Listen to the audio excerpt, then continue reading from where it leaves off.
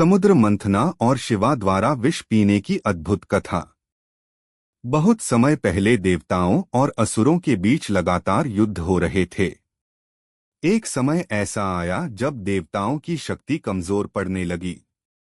असुरों ने तीनों लोकों में अपना आतंक फैला दिया।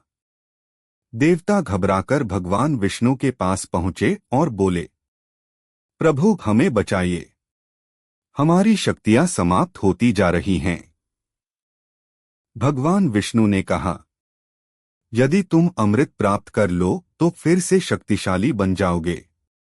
अमृत समुद्र के भीतर छिपा है, उसे पाने के लिए समुद्र मंथन करना होगा। लेकिन समुद्र मंथन इतना आसान नहीं था। इसके लिए देवताओं को असुरों की सहायता लेनी पड़ी। समुद्र मंथन की तैयारी। मंथन के लिए माउंट मंडरा को मथनी बनाया गया और नागराज वासुकी को रस्सी। देवता और असुर दोनों समुद्र के किनारों पर खड़े होकर मंथन करने लगे। जब विशाल पर्वत समुद्र में डूबने लगा, तब भगवान विष्णु ने कच्छप कूर्म अवतार धारण किया और पर्वत को अपनी पीठ पर संभाल लिया। पूरा ब्रह्मांड समुद्र मंथन से कांप उठा। समुद्र से निकली दिव्य वस्तुएं। मंथन शुरू हुआ और समुद्र से एक एक करके अद्भुत रत्न निकलने लगे। कामधेनु गाय, ऐरावत हाथी, अप्सराएं, लक्ष्मी माता, चंद्रमा, पारिजात वृक्ष। देवता और असुर प्रसन्न होने लगे। लेकिन तभी समुद्र से निकला एक भयंकर विष, हलाहल विष। हलाहल विष का आतंक।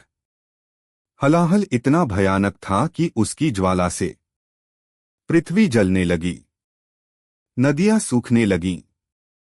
देवता और असुर भयभीत हो गए।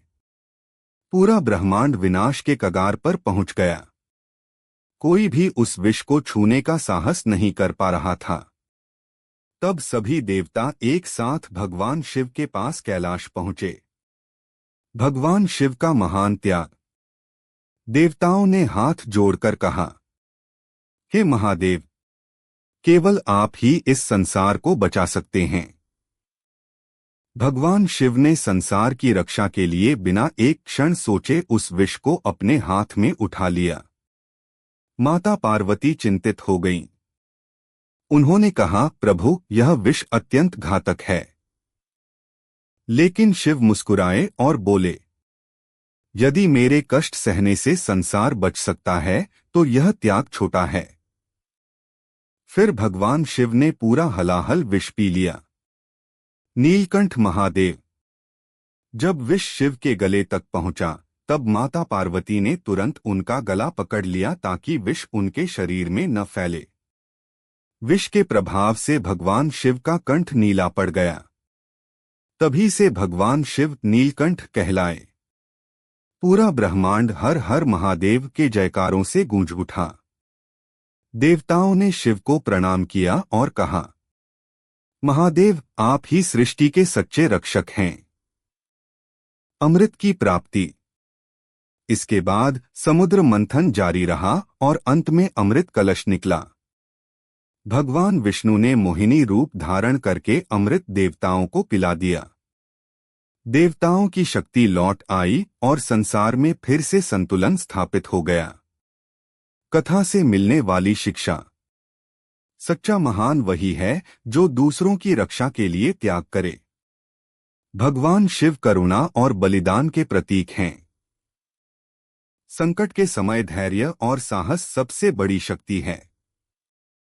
संसार की भलाई के लिए किया गया त्याग अमर हो जाता है। शिव जी का प्रसिद्ध मंत्र ओम नमः शिवाय और नीलकंठ महादेव की स्तुति। नीलकंठाय नमः।